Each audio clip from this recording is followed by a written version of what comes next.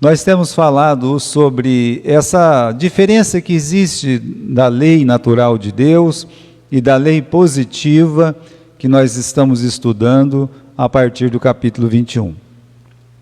Então há uma diferença, né, de você olhar os 10 mandamentos que consubstancia a lei natural.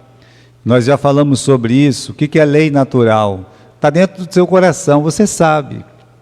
Você tem aí na sua consciência aquilo que nós falamos na escola dominical, o censor.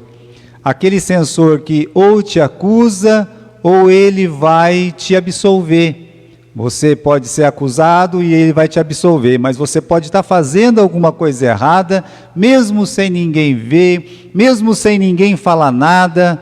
Olha, aquele censor fala, você transgrediu a lei natural.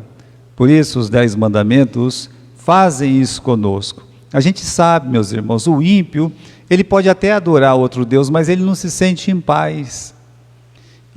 Pode até ir aos ídolos, mas ele não se sente em paz. Não é assim que funciona. Essas pessoas são pessoas sem paz, até que realmente tenham um encontro com um Deus verdadeiro.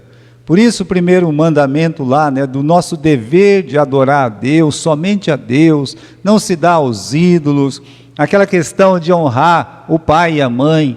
Você não precisa conhecer a Bíblia, e muitas pessoas nem conhecem a Bíblia e sabem do dever de honrar o pai e a mãe.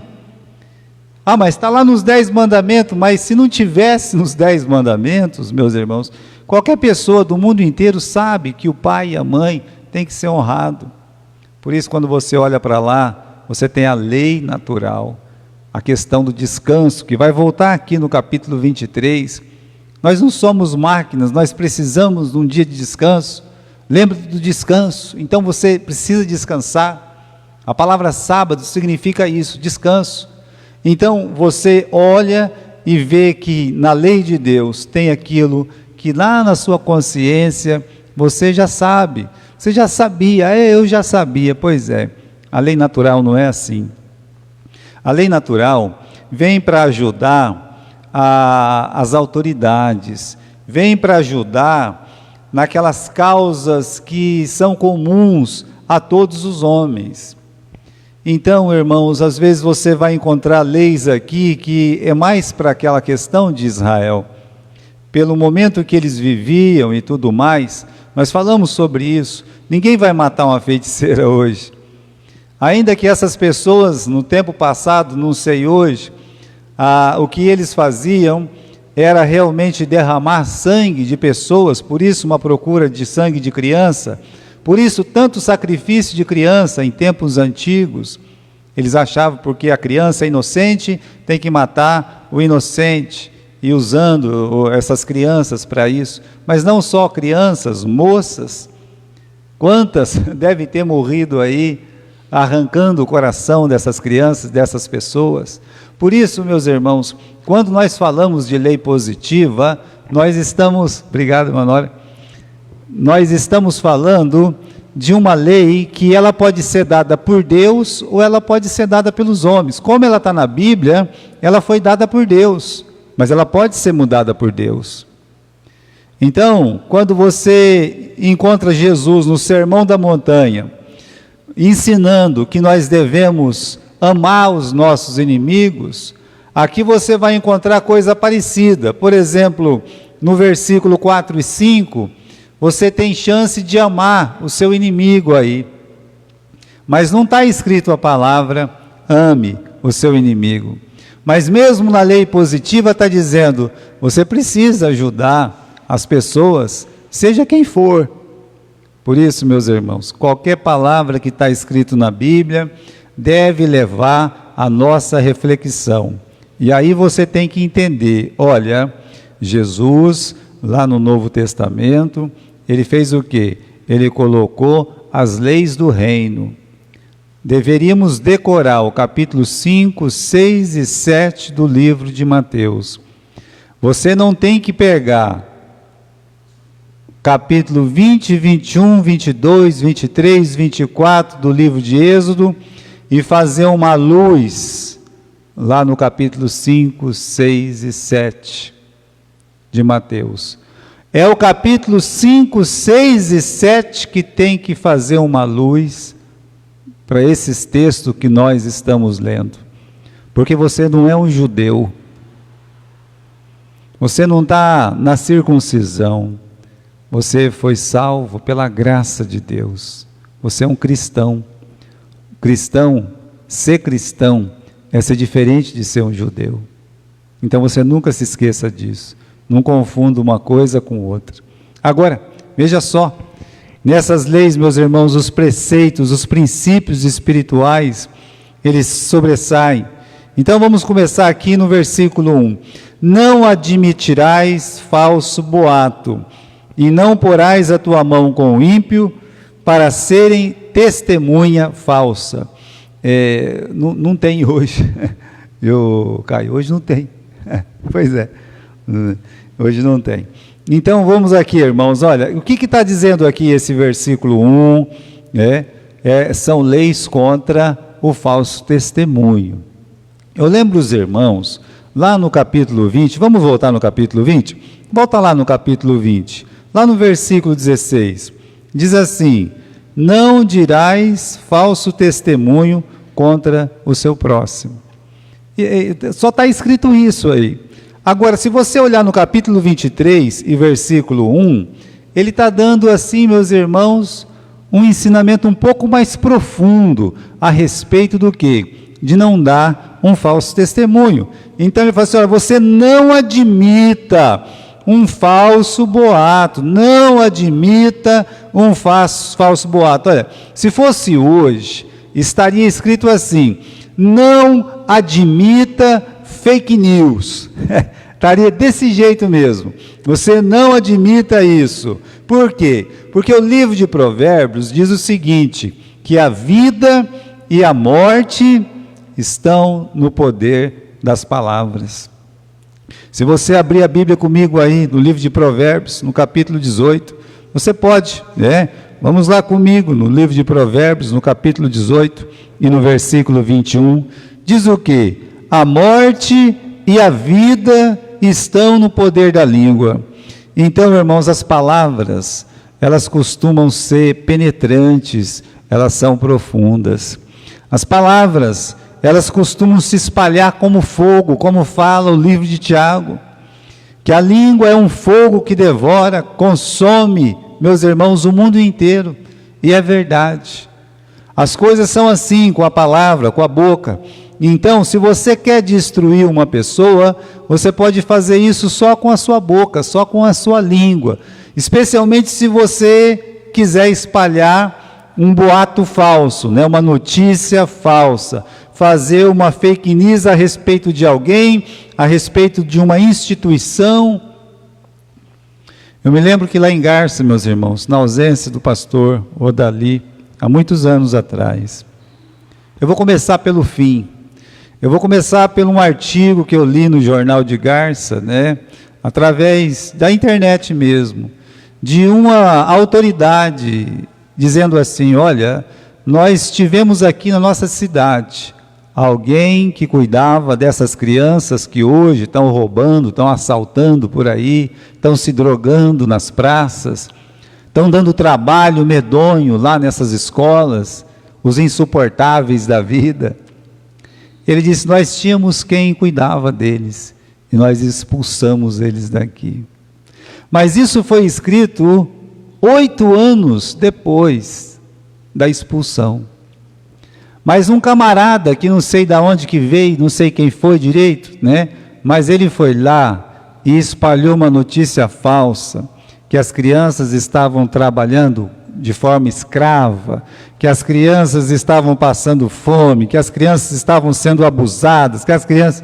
Olha, quem conheceu o pastor Odali, e o dinheiro que ele dispôs e gastou, o tempo da vida dele, quando eu mudei para cá, no estado de São Paulo, eu morei do lado do pastor Odali.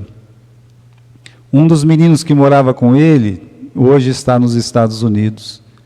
E ele sozinho cuida de 3 filhos adotados. Sozinho, 3. Por quê? Porque a mulher americana que casou com ele abandonou ele e deixou ele com as crianças pequenininhas.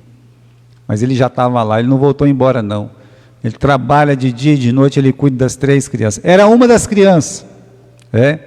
As outras crianças, meus irmãos, pelo menos um está aqui em Marília, eu conheço, está casado, tem seus filhos, mas ele, na casa dele, ele já cuidava de criança, ele levava as crianças para dar comida e roupa para essas crianças. E aí, depois que tem 150, 170 crianças na instituição, vem um doido, espalha uma notícia dessa, vem a polícia, vem o juiz, vem todo mundo, sabe como é que é? Aquela mídia verdadeira que esse Brasil tem, de fazer gosto, né? Vai lá, acabou com a imagem dele, acabou com a pessoa dele, acabou com tudo, né? Depois de 8 anos, não conseguiram provar um fio de cabelo, nada.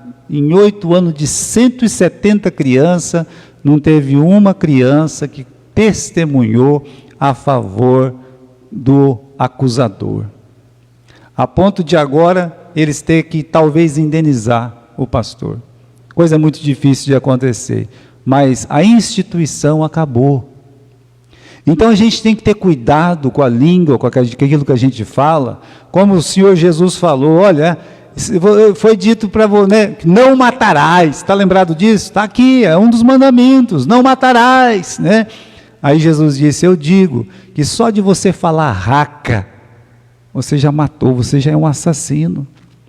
Então, irmãos, vamos ler de novo o versículo 1, olha, não admita falso boato. Quando uma pessoa vem falar de alguém para você, ela está falando de você para alguém também. Essas pessoas, elas são assim, elas adoram destruir personalidades. E você tem que escolher de que lado você vai ficar. E, irmãos, é disso que Jesus está falando, olha, não espalha falsa notícia. Por quê? Porque a vida de muitas pessoas pode estar envolvidas.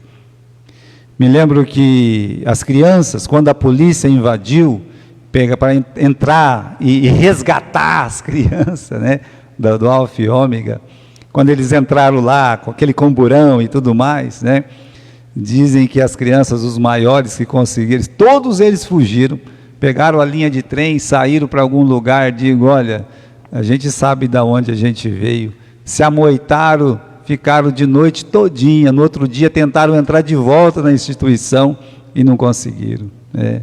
Olha que judiação. Quer dizer, eles querendo o abrigo que eles tinham e não podia, né? Por quê? Porque um promotor, porque um juiz, por quê? Porque uma pessoa que se diz uma autoridade, ela ouve uma fake news e chama uma televisão, chama um rádio, chama isso e aquilo, e destrói as pessoas. Então a gente tem que ter muito cuidado. Olha, irmãos, a gente está vivendo assim, o nosso mundo, esse texto nosso hoje, tem muito a ver com as coisas que nós estamos vivendo. Esse negócio de fake news. Veja só, vamos dizer que você tem a sua casa, né? E vem o vizinho e invade a sua casa. E depois ele espalha para todo mundo que ele invadiu a sua casa, que na verdade foi um abrigo, você que, né, você é que está lá, é culpado também, porque alguém, né, afinal de contas, você brigou com ele, então ele invadiu a sua casa, né? E aí todo mundo fala, é verdade. Não, mas você está dentro da sua casa, você não pode ser invadido. Como funciona esse negócio de fake news? Eu estava pensando, né, nessa questão dessa guerra absurda, de um país tão grande, tão potente, tão forte, invadir um país menor, e aí depois falar assim, foi eles que nos provocou, eles que nos atacou. Daqui a pouco o mundo inteiro está falando assim, é verdade, é verdade. Nessa invasão, roubaram mulheres, roubaram criança, mataram muitos homens, muitas famílias, quase 2/3 do país destruído, e o invasor vai sair como aquele que está certo. Sabe o que se chama isso? Fake news da mídia. Então, eu acredito que o crente, ele deveria parar de assistir jornal, de assistir essas porcarias. A gente tem que parar com isso. A gente tem que pensar, puxa vida, né? O tempo que eu fico nisso, eu posso ler a Bíblia, eu posso me instruir, eu posso... Sabia que você pode viver sem isso? Sem essas coisas todas? Você consegue viver sem isso? E quando você vai ficar sabendo de tudo isso, mas pelo menos você vai ficar em paz, você não vai ser absorvido pelas coisas do mundo. Olha o que está escrito aí, irmãos, não espalha notícia falsa. Nós temos um outro Provérbios aqui, que é o capítulo 11, volte aí, você está em Provérbios mesmo? Mas vá para o capítulo 11, né? Está bem pertinho aí de você, capítulo 11 e versículo 9, capítulo 11, versículo 9, o hipócrita com a sua boca destrói o seu próximo. É o Espírito Santo que escreveu, porque se fosse um de nós que tivesse escrito, nós não escreveríamos assim, mas o Espírito Santo escreveu, o hipócrita, tá? Capítulo 11 de Provérbios, versículo 9, o hipócrita, o que é hipócrita? Bom, eu vou explicar para vocês o que é um hipócrita. Nós temos uma palavra em português aqui, bem portuguesada, ator e atriz, não é? O ator, ele está lá, às vezes ele é um bandido, no outro filme ele é um mocinho, no outro filme ele é um monstro, mas ele é um ator, ele está se fazendo de um personagem, mas ele não é aquela pessoa. O hipócrita é assim, sabe? Se precisar ele se faz de bonzinho, se precisar ele se faz de vítima, ele faz qualquer coisa, mas ele ilude pessoas. Olha o que está escrito, o hipócrita com a boca destrói o seu próximo. Então as pessoas, elas são assim, sabe? Ela vai lá, ela vai destruir uma outra pessoa, e depois ela vai lá naquela pessoa, e ela está sorrindo e abraçando aquela pessoa ainda, oh, que isso, tal, né? Não, então, mas olha o final do versículo 9, diz que os justos, eles libertam pelo conhecimento. Então, o que nós queremos ser aquele hipócrita ou aquele justo, que pelo conhecimento ele liberta. Por isso, vamos voltar para o capítulo 23. Então, não espalhe notícia falsa. E também, diz o versículo 1, não darás mão ao ímpio para ser testemunha maliciosa ou testemunha falsa. Você não é para você se ajuntar com outra pessoa para ser uma testemunha falsa. Essa lei, ela é uma lei que depende de outra lei. Qual outra lei? Aquela do livro de Deuteronômio, que diz que qualquer coisa, qualquer palavra, acusação tem que ter pelo menos o quê? 2 ou 3 testemunhas. Quer ver só? Vá para Deuteronômio, capítulo 19, e versículo 15. Deuteronômio 19, 15. Uma só testemunha contra alguém não se levantará por qualquer iniquidade. Pode ser a pior coisa, pode ser o pior dos pecados, pode ser a pior das atrocidades. A Bíblia está dizendo, olha, pela testemunha de uma só boca, uma só testemunha contra alguém, não se levantará por qualquer iniquidade, ou por qualquer pecado, seja qual for o pecado que cometeu, pela boca de 2 testemunhas, ou pela boca de 3 testemunhas, o fato se estabelecerá. Aí, meus irmãos, aí nós temos o nosso Senhor Jesus, e os fariseus e os líderes religiosos, começaram a lançar uma fake news, e dizer, olha, ele não guarda o sábado, curou lá aquele paralítico no dia de sábado, pronto, o mundo acabou, né? Ele não guarda o sábado, veja só, e foram levando essa questão, e Jesus falou, destrói esse templo, e no terceiro dia ele se levanta, olha, ele desrespeitou o templo, né? E mais uma fake news, né? E aí na hora do juízo, do julgamento lá, foi para o Sinédrio, e eles interrogando, você está falando que você é filho de Deus e coisa e tal, né? E falando tudo isso para ele. De repente não podia acusá-lo de nada. Alguém se lembrou desse negócio do templo, alguém se lembrou que ele não guardava mais a lei por causa do sábado, e aí conseguiram achar 2 testemunhas. Para onde Jesus foi parar? Perante Pilatos. Jesus ele só foi perante Pilatos porque 2 testemunhas falsas, é claro, testemunharam e disseram: é verdade, ele falou contra o templo, ele falou contra a lei de Moisés. 2 pessoas foi lá e colocou Jesus em condenação. Um outro fato, meus irmãos, é a morte absurda do Nabote. Lembra do Nabote? Então ele não queria vender a vinha dele, porque era da família, o Nabote queria comprar, foi para casa, desgostoso, falou lá, né, para a rainha perguntou: por que você está triste? Ah, eu estou triste porque o Nabote não quer vender a vinha dele para mim, não quer trocar, não quer fazer nada. Ela falou assim: ah, fica tranquilo, já você vai ter a sua vinha.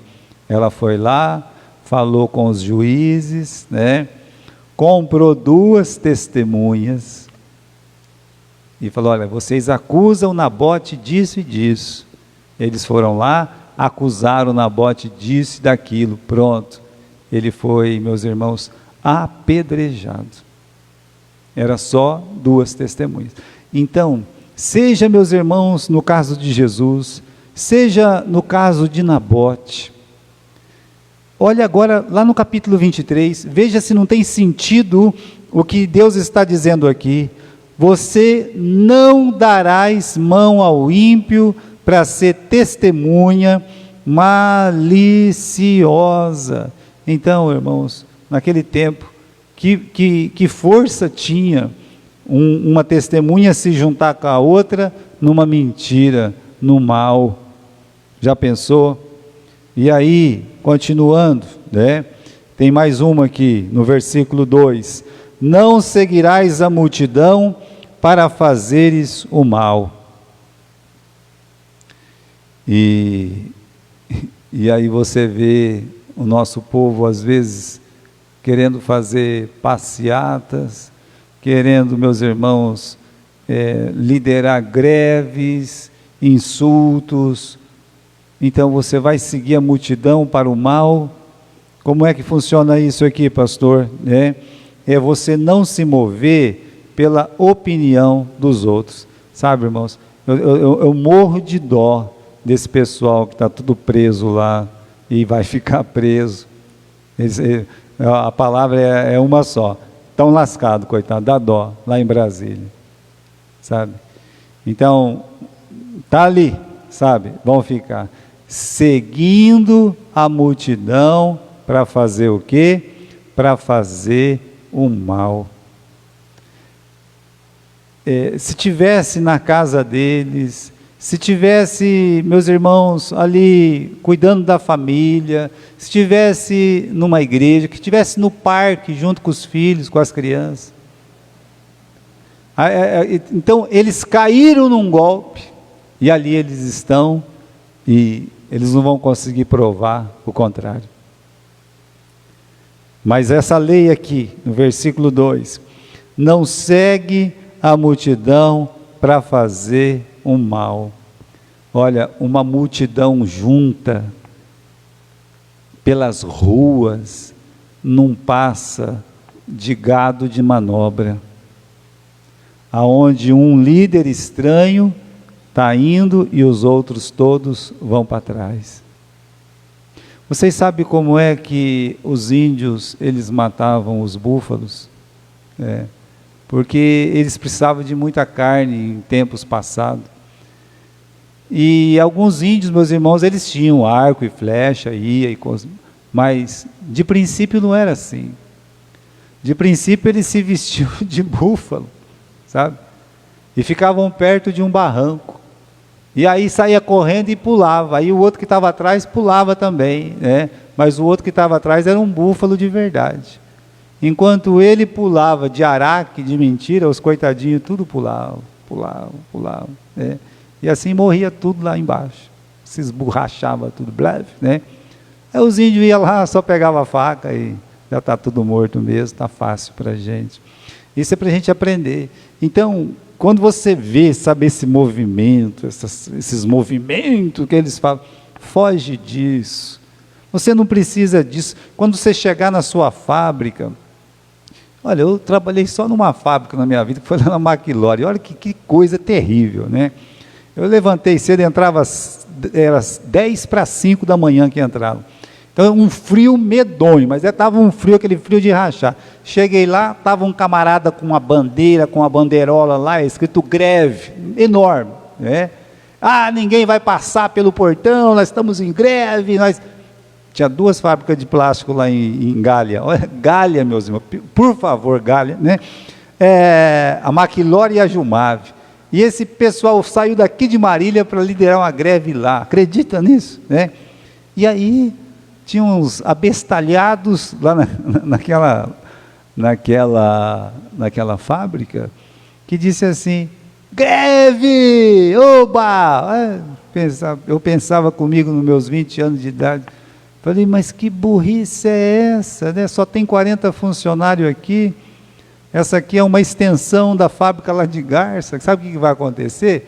Esse homem ele vai fechar a fábrica aqui em Gália e vai para onde? Vai para a cidade dele. E não foi isso que aconteceu. Foi assim, foi fechando devagarzinho, sabe? Pá, pá, pá, pá, pá. E a greve? Era o melhor lugar de trabalhar em Gália. É o que melhor pagava. Acredita nisso? Mas gado de manobra, tadinho. Olha, meus irmãos, acreditem no que eu vou falar para vocês. Esse pessoal de sindicato, primeiro, eles não trabalham. Coloca isso na cabeça. Eles não trabalham. Eles recebem do seu trabalho.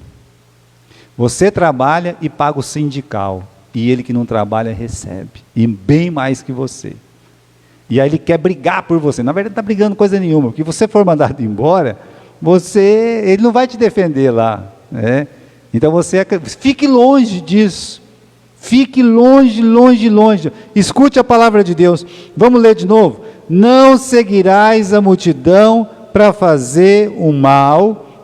E outra coisa, nem numa demanda falarás, tomando parte com a maioria para torcer o direito, né? Lembrando disso, que é fácil manipular a multidão. Os fariseus ali, os saduceus principalmente, quando eles viram aquela multidão na festa da Páscoa em Jerusalém, a maior festa que existe em Jerusalém, a festa da Páscoa, naquele tempo antigo, eles pegaram, meus irmãos, e Pilatos não queria matar Jesus de jeito nenhum, e aí ele teve uma ideia: eu vou soltar Jesus, né? Eu vou pegar um bandido. Qual bandido? Barrabás, né? E pegou o Barrabás, colocou do lado de Jesus e disse: vocês querem que solte este? Né? Falando de Jesus. Quer que solte este? Olha só. Aí o grandão dos saduceus, dos fariseus: este não! Barrabás, Barrabás, Barrabás. Todo mundo começou a gritar, né? Que questão? Barrabás, vamos gritar também, né? Barrabás, Barrabás. Pronto. É assim. Daqui a pouco a Bíblia diz que há uma. E se nós temos dificuldade, é só, meus irmãos, a gente ler as Escrituras. Olha o livro de Marcos no capítulo 15. Vamos dar uma olhadinha lá? Em Marcos capítulo 15, veja lá, né? Vamos comigo. Como é fácil manipular a multidão, como as pessoas são levadas, como gado mesmo, como a palavra de Deus não falha. Capítulo 15.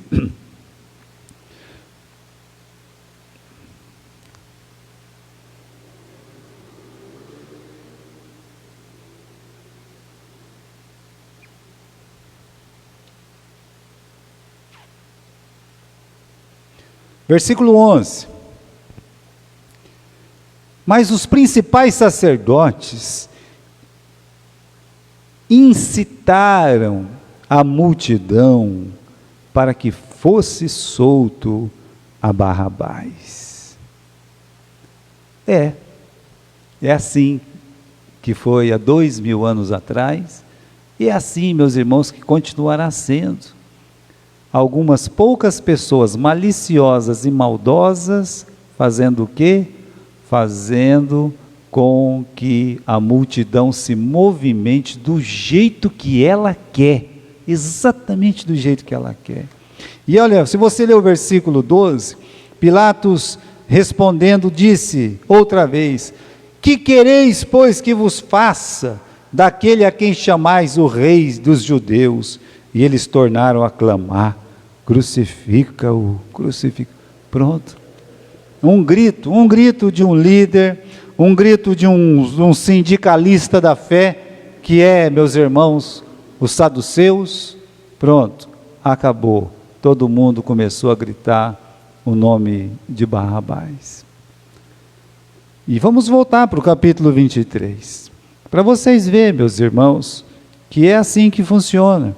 No capítulo 23, no versículo 2, não seguirás a multidão para fazer o mal. E aí no final diz, nem numa demanda falarás tomando parte com a maioria para torcer o direito, né? Então, às vezes a pessoa, ela sabe o que é certo, mas ela tem que ficar de um lado. E aí a maioria está do lado errado. Dá até dó. O Silvio Santos, ele tinha um negócio lá, ele fazia uma pergunta.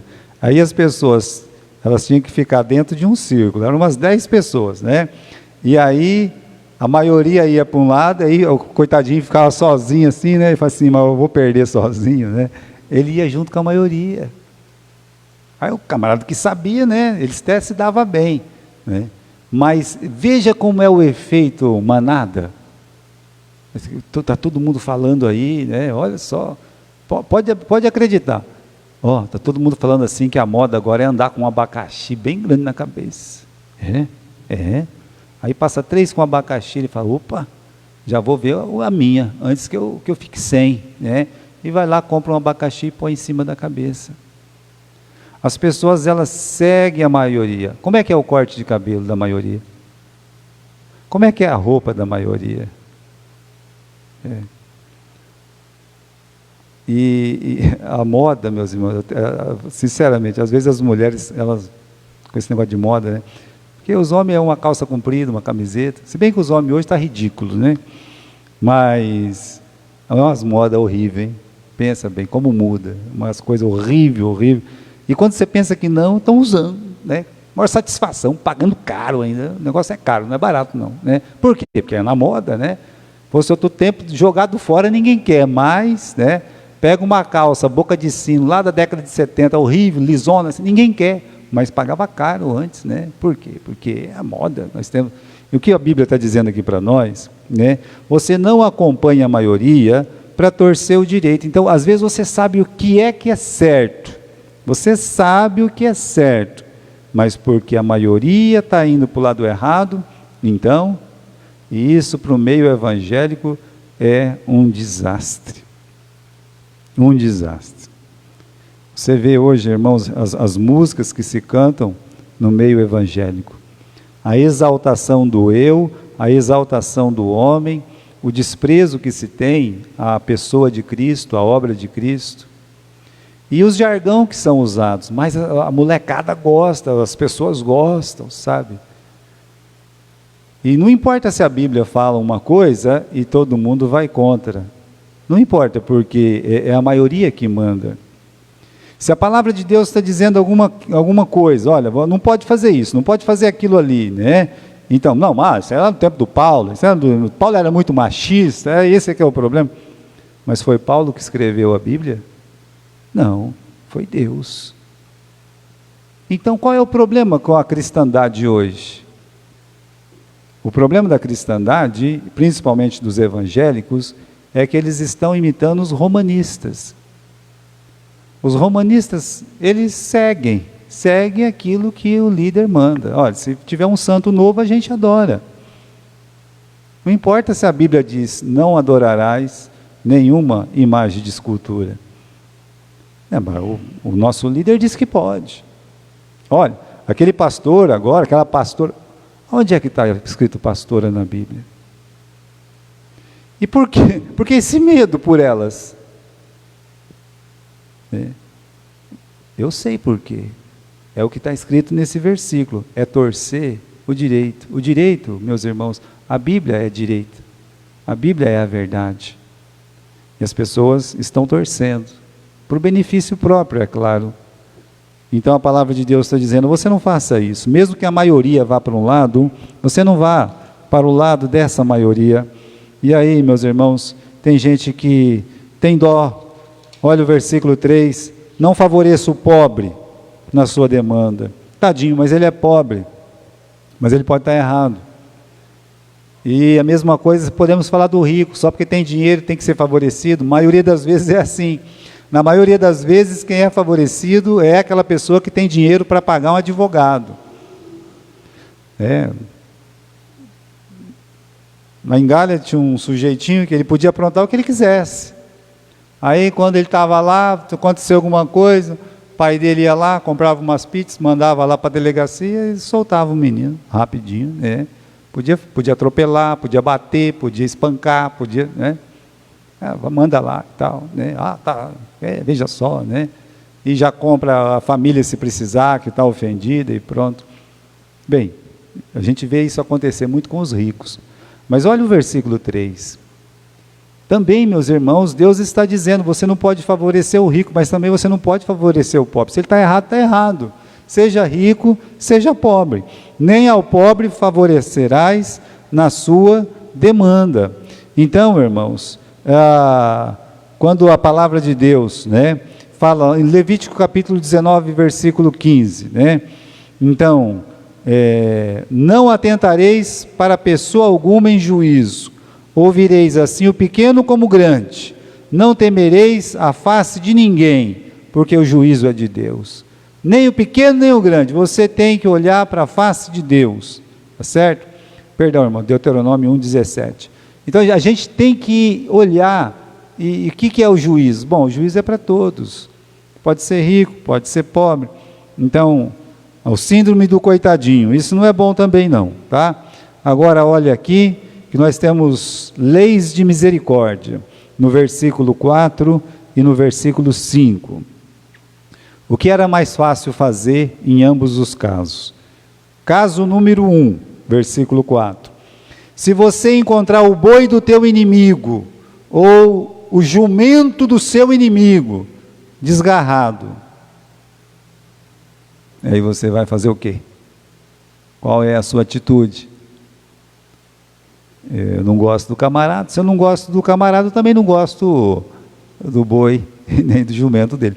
É o efeito cascata, Eu não gosto do fulano, não gosto da casa do fulano, não gosto da mulher do fulano, não gosto dos filhos do fulano, não gosto do cachorro do fulano, não gosto nada do fulano, Ô louco, mas é assim, o ser humano é assim, Aí, vê lá, meus irmãos, já que não tem jumento e boi, ninguém cria mais jumento e boi em casa, eu espero que não crie, porque já basta os cavalos mexendo em todas as lixeiras aqui na nossa vila.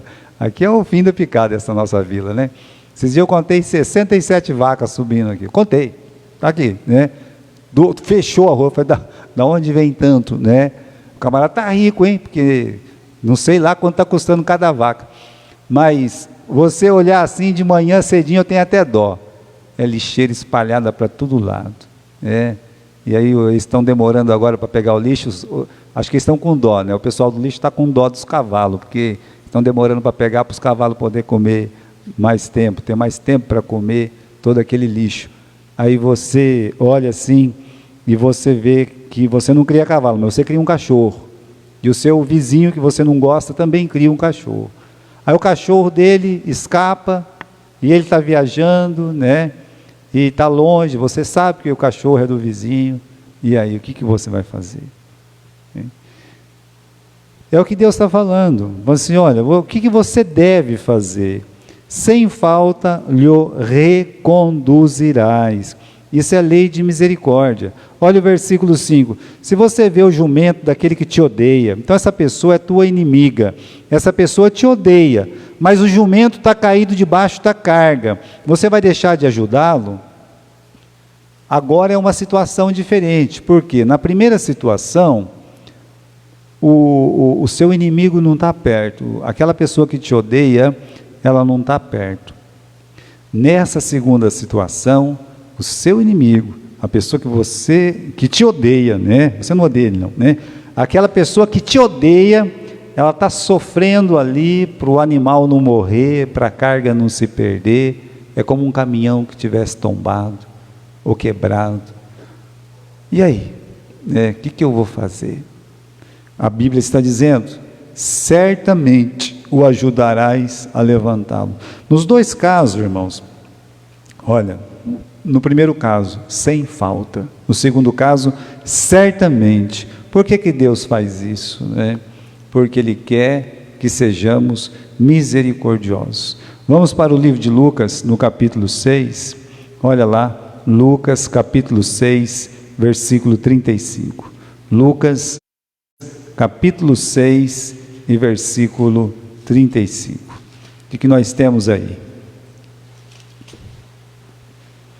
Amai, pois, os vossos inimigos, fazei o bem, emprestai sem nada esperardes, e será grande o vosso galardão, e sereis filhos do Altíssimo, porque Deus, Ele é benigno até para com os ingratos e maus. Benigno é mais que bom, é mais que fazer uma bondade, é quase que premeditar a bondade. Deus é benigno para uma pessoa ingrata e má. É duro você ajudar uma pessoa ingrata, porque você já sabe que ela é ingrata, entendeu? Você já sabe. Você sabe que ela vai te ofender, que ela vai te xingar, que se puder ela vai te dar uma apunhalada pelas costas. Você já sabe de tudo isso. Então você fala: não, essa pessoa eu não ajudo mais. Mas Deus está falando: olha, você ajude ele, porque Deus, Ele é benigno até com o ingrato e com o mal, o homem mau, sabe? Então Deus está dizendo assim: eu sou benigno para com ele. Olha o versículo seguinte, né? Sede misericordiosos, como também o vosso Pai Celeste, Ele é misericordioso. No livro de Mateus, nós não temos a palavra misericórdia, nós temos a palavra perfeição. Lembra que nós falamos o dom com a cara de Deus? Qual é o dom com a cara de Deus? É o dom da misericórdia. Por quê? Sede perfeitos como o vosso Pai Celestial é perfeito. Só que Lucas, ele escreve diferente: sede misericordiosos. Então, meus irmãos, a misericórdia realmente é a cara de Deus. Versículo, vamos voltar lá, né? Agora nós estamos voltando lá no livro de Êxodo. Só vamos ler mais uma coisinha e vamos dar por encerrado a nossa mensagem hoje. Capítulo 23, versículo, Êxodo capítulo 23 e versículo 6.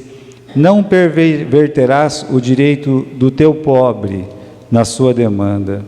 No versículo 3 não é para favorecer, e no versículo 6 não é para perverter. O pobre, ele deve ser tratado como uma pessoa com dignidade. Ele não tem nada, mas ele é um ser semelhante a Deus. Ele foi criado à semelhança de Deus. Então, você não deve, meus irmãos, favorecer ele se ele estiver errado. Mas por que aproveitar, por que abusar, por que perverter o direito dele? O pastor, ele estava falando para a gente de um sujeito que passou em primeiro lugar para juiz, lá, era um concurso federal, sabe? Lá de Manaus. Ele passou em primeiro lugar. Isso há muitos anos atrás. Foi todo animado para assumir lá e chegou lá, tinha um grandão lá, olhou para ele, do lado do grandão tinha uns 3, 4 armados, e ele tinha vindo lá do Rio de Janeiro, do interior, para assumir lá, sozinho e tal. E disse assim: olha, você vai assinar um papel que você não quer, você vai embora daqui, e você nunca mais vai aparecer, porque senão você vai desaparecer no meio desses rios e jacaré.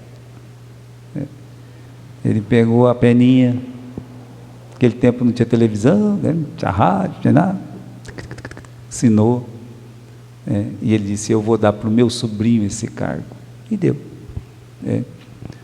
As coisas funcionam, mas era um pobre, sabe? Era um pobre miserável neste mundo.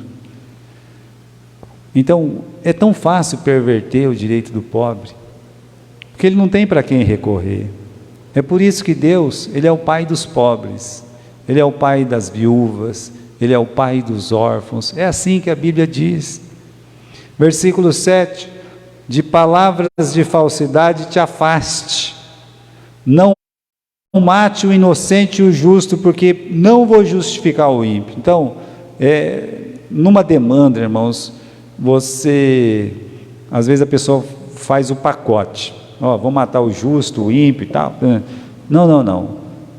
Se você não tem certeza no juízo, absolva.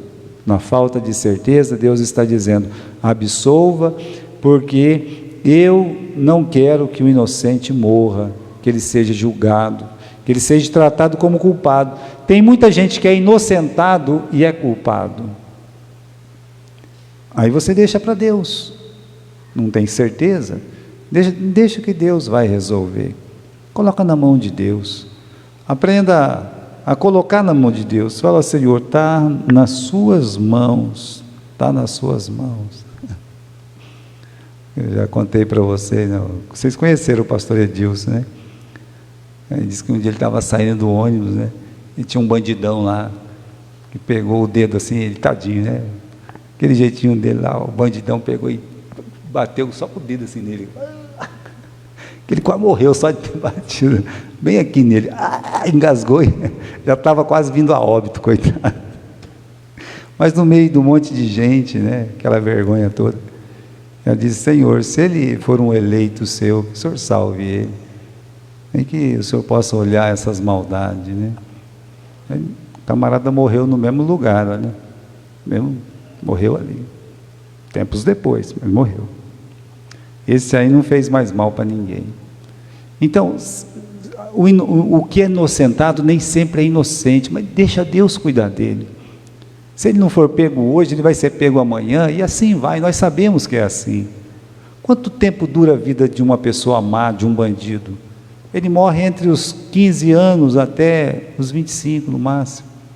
É pouco tempo de vida, sabe? A pessoa maldosa: eu mato. Alguém vai acabar matando ele também. Nem aqueles que estão ali naquela vida mais dura, eles suportam essas pessoas. Então, irmãos, Deus está dizendo: olha, você fuja da palavra de falsidade, que nós já falamos, e não mate o inocente e o justo, porque eu não vou inocentar o ímpio. Versículo 8: também não tome suborno, porque o suborno cega os que têm vista e perverte a palavra dos justos. Olha, irmãos, é só para a gente quase passar uma régua aqui, né? Vocês lembram daquele caso de Jesus? Ele ressuscitou, não ressuscitou? Ressuscitou. Agora abra no livro de Mateus. No livro de Mateus, no capítulo 27, ou 28. Mateus, capítulo 28. Vamos lá.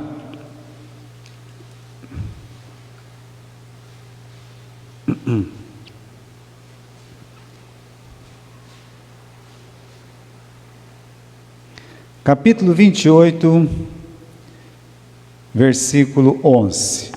E quando iam, Eis que alguns da guarda, chegando à cidade, anunciaram aos principais sacerdotes todas as coisas que haviam acontecido, ou seja, que o corpo de Jesus não estava mais lá na tumba, sobre a ressurreição, etc.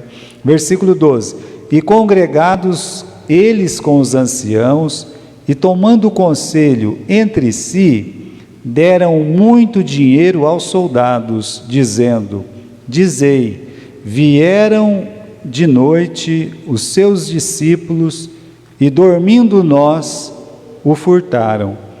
E se isto chegar a ser ouvido pelo presidente, nós o persuadiremos e vos poremos em segurança. E eles, recebendo dinheiro, fizeram como estavam instruídos, e foi divulgado este dito entre os judeus até o dia de hoje. Até hoje, até hoje. Os judeus dizem: os discípulos de Jesus roubaram o seu corpo. Mas como é que foi isso? Suborno, dinheiro. A gente sabe como é que funciona a política nesse país, que acaba dando nojo na gente. Então, para terminar, irmãos, leia só esse versículo aí, voltando para o capítulo 23, que é a questão do estrangeiro, né? Não oprimir o estrangeiro. Olha lá, versículo 9: também não oprimirás o estrangeiro, pois vós conheceis o coração do estrangeiro, pois fostes estrangeiros na terra do Egito. Eles foram 400 anos estrangeiros na terra do Egito. Eles sabiam muito bem como é ser um estrangeiro. Você vai em algumas capitais e você vê nas praças bolivianos, você vê venezuelanos. Essas pessoas, irmãos, algumas têm diploma, são professores, são advogados, eles estão passando fome. E eles têm que vir e pedir para não morrer de fome. São estrangeiros. E como a gente trata os estrangeiros? A gente maltrata, a gente não trata, a gente maltrata. Então, sempre que você vê um estrangeiro, sempre que você vê uma pessoa, né, você lembre disso, que Deus está falando: não oprima o estrangeiro. E a coisa mais comum em qualquer país do mundo é ter essa... A gente não oprime, o pessoal veio lá da Alemanha, né? Veio lá da Venezuela, né?